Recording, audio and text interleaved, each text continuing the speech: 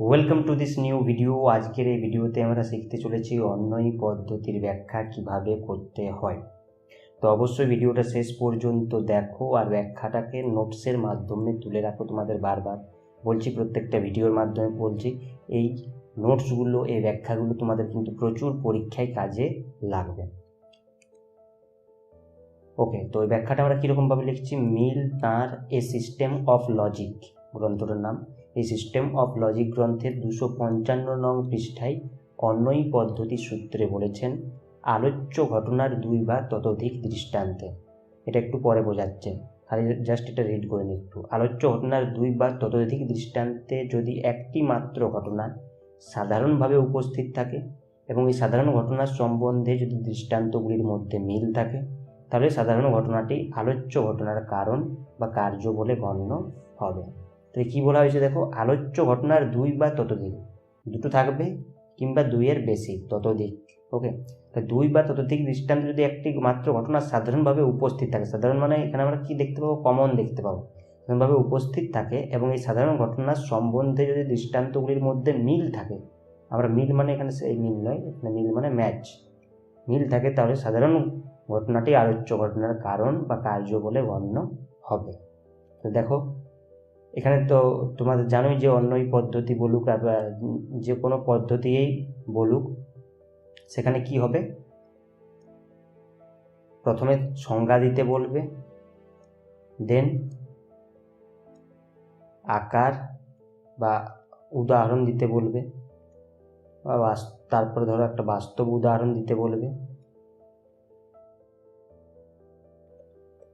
আর সুবিধা দুটো, অসুবিধা দুটো। প্রত্যেকটা ভিডিওই কিন্তু, প্রত্যেকটা যেগুলো আছে মিলের পদ্ধতির ভিডিওগুলোতে এরকমভাবেই সবগুলোকে রাখা হয়েছে। তো আগের ভিডিওগুলো যদি না দেখে থাকো তাহলে সেগুলো কিন্তু দেখে নোট করে রাখো। তাহলে এখানে আমরা কী দেখলাম? মিল থাকে তাহলে সাধারণ ঘটনাটি আলোচ্য ঘটনার কারণ বা কার্য বলে গণ্য হবে। তাহলে সাংকেতিক উদাহরণ বা আকারগত দৃষ্টান্তটা আমরা কীরকমভাবে লিখছি দেখো, ABC, এদিকে অনুবর্তী ঘটনা, এটা আমরা কার্য হিসাবে ধরছি ABC, ACD, ADE, ADE। এখানে দেখো আমাদের কোনটা কমন রয়েছে? এটা। বাকি কিন্তু কোনো জায়গায় ম্যাচ দেখতে পাবে না। এখানে BC আছে, BC আছে, এখানে CD আছে, CD আছে, CC ম্যাচ হয়েছে, বাট শেষেরটাতে আমরা কি দেখলাম? C নেই। এরকম কিন্তু তিনটেতেই আমাদের কমন হওয়া দরকার। তো সেই জিনিসটাই বলা হলো, 2 বা ততোধিক দৃষ্টান্ত যদি একটি মাত্র ঘটনা সাধারণভাবে উপস্থিত থাকে এবং এই সাধারণ ঘটনার সম্বন্ধে যদি দৃষ্টান্তগুলির মধ্যে মিল থাকে, তাহলে সাধারণ ঘটনাটি আলোচ্য ঘটনার কারণ বা কার্য বলে গণ্য হবে। এবার তুমি সাধারণ ঘটনা যেটা ধরতে পারো, কারণটাকে ধরতে পারো অথবা কার্যটাকে ধরতে পারো। তাহলে বড় এ এবং ছোট এ হলো কার্যকারণ সম্পর্কে যুক্ত। এরপরে আমরা একটা বাস্তব উদাহরণ দিতে পারি, যে আম খাওয়া মোড়া হওয়ার কারণ। দেন দুটো সুবিধা, দুটো অসুবিধা। অন্যয়ী পদ্ধতি প্রধানত পর্যবেক্ষণের ক্ষেত্রে প্রযোজ্য, আর অন্যয়ী পদ্ধতির ক্ষেত্র ব্যাপক। ওকে, পর্যবেক্ষণের ক্ষেত্রে প্রযোজ্য, পরীক্ষণের জন্য নয়, তো সেজন্য এর ক্ষেত্রটাও ব্যাপক রয়েছে।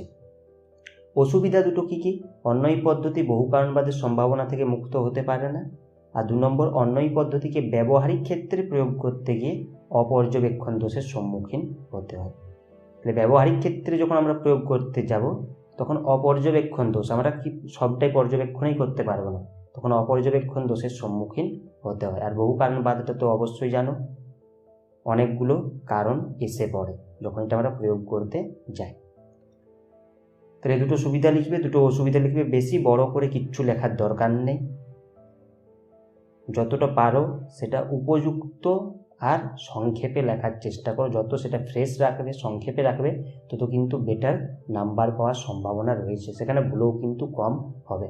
তো এরকমভাবে দুটো সুবিধা, দুটো অসুবিধা, আকারগত দৃষ্টান্ত, বাস্তব উদাহরণ আর সংজ্ঞাগুলোকে লেখো, নোটের মাধ্যমে তুলে দেখো। প্রবলেম হলে হোয়াটসঅ্যাপ বা কমেন্টের মাধ্যমে জানাও, সাথে বন্ধুদের সাথে ভিডিওগুলোকে অবশ্যই শেয়ার করো। তো চলো, দেখা হবে পরের একটা লেসনে, পরের একটা ক্লাসে। আর ভালোভাবে শিখতে থাকো আর পরীক্ষার প্রিপারেশনটা ভালোভাবে নিতে থাকো। Thank you so much.